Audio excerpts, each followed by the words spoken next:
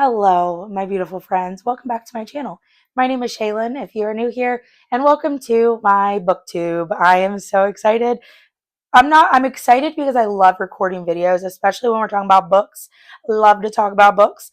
But today we're going to talk about a series that I just finished up. It is my first romantasy series, and so it has really paved the way for how I enjoy this type of genre of reading. But before we get started, I tried to record this video, like another video, a few days ago, 25 minutes, and there was no sound.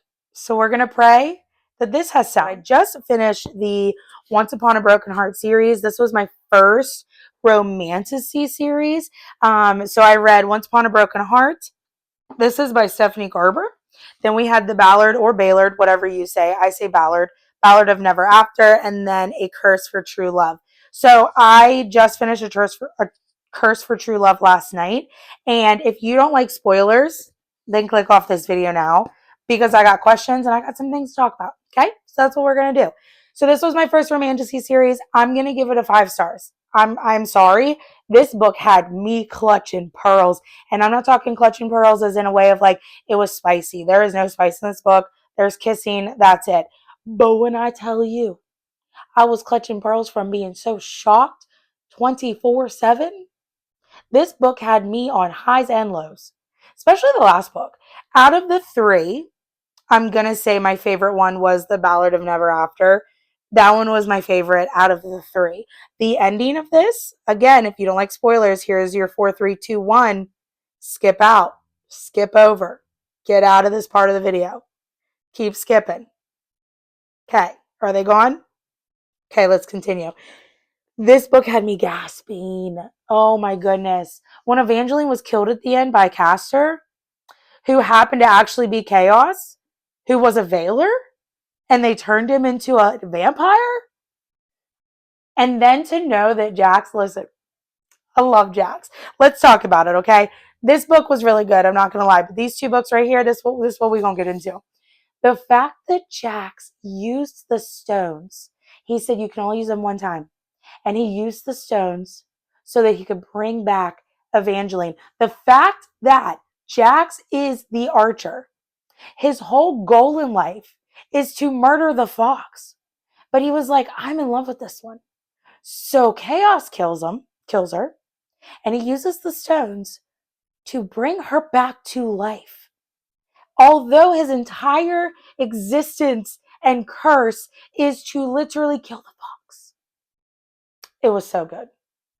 And when he brought her back, I was like, yes, you love her.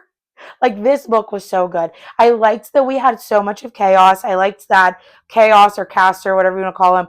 I liked that he was, because again, if you watched, like when I was talking about the first one, I was so confused in the first one because I was like, why are you guys utilizing a vampire? Why are vampires in this? This is a dark fairy tale.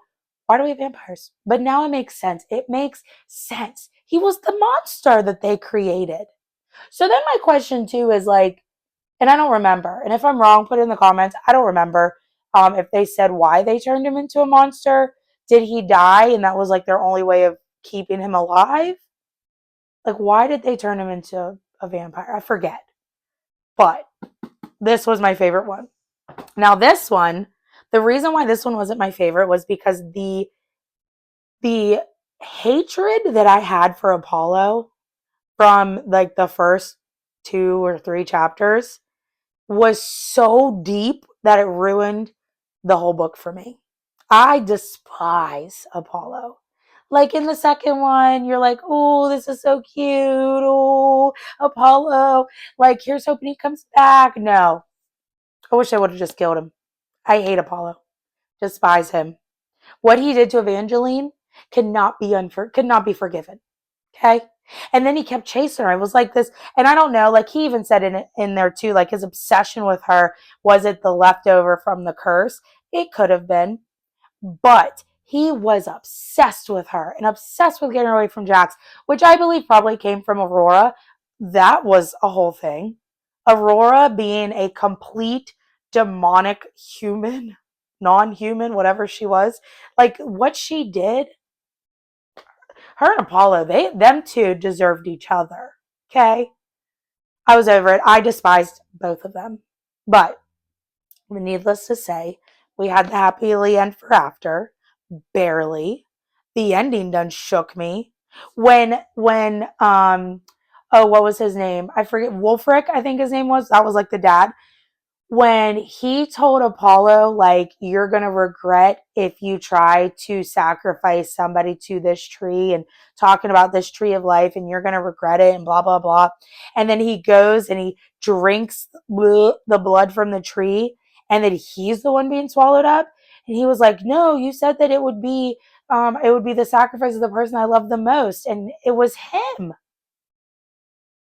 It all made sense in that moment as to why he was so obsessed with Evangeline. It had nothing to do with the fact that he loved her, and everything to do with the control that he wanted over her, and the fact that he was so controlling, so manipulative, and so like, I deserve it all. Why is she choosing him over me? It made sense why he was the one he loved the most. It made sense. So then at the end of this, what did it say? The story continues or something? The last sentence says other stories were brewing in the magnificent north. What are those stories? This is my question. Number one is, are you going to extend Jackson Evangeline's life now?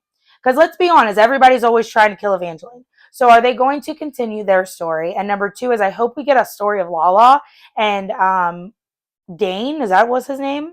I hope we get that story. I hope that we get like more about Aurora. I hope that she comes back in and she tries to tear them apart and tries to take him for herself. Like, I really have so many things. I'm like, I need more. I need more. Okay, so we're going to go ahead and we're going to try to pick a book from the blind books. Now listen, I'm such a mood reader. I just can't. I don't know why I do this to myself. And you might say, Shaylin, you're really cheating. And to you, I'm going to say, yeah, I am. I am. Because there's just certain books that I'm just not ready emotionally or mentally to touch. And so until then, I'm going to keep picking a book until I find one I want to read. So let's go ahead and let's pick one, shall we? We're going to go with, this is it. I'm not picking another book. Number 4, we're not picking another book. We're not. We're going to read. Look, they all fell. So sorry. We're going to read this book. Okay. I don't even know. We're going to read this book. I just know I'm not mentally prepared to read any of the other books. So I unwrapped 3 and I unwrapped 4. We're going to do it this way because I actually kind of really like it this way more than I did the last way.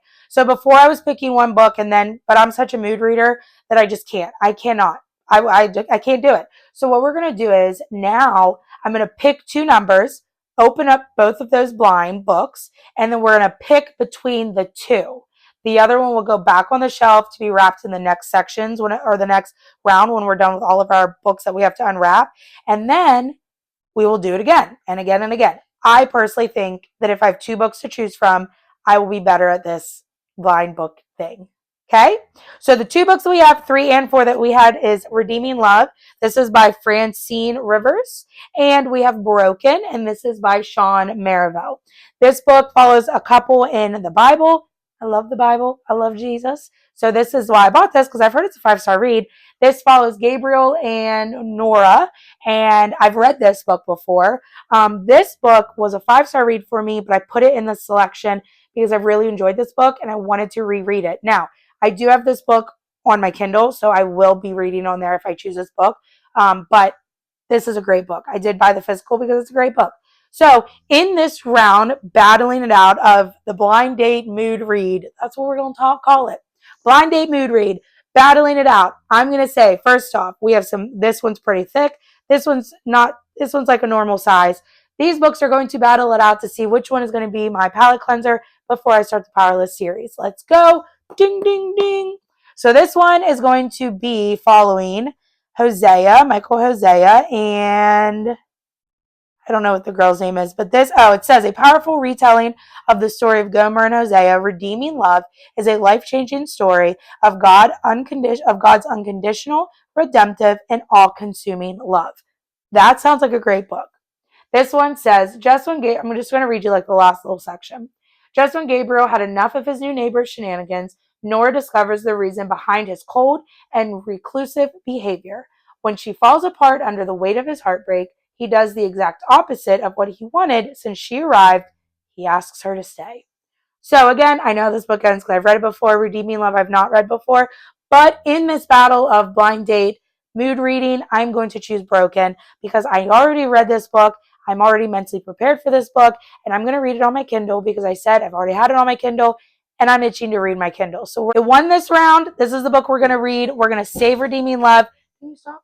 We're going to save Redeeming Love for another round. The reason why we're not going to go with Redeeming Love is because I am just not mentally or emotionally ready to read this book.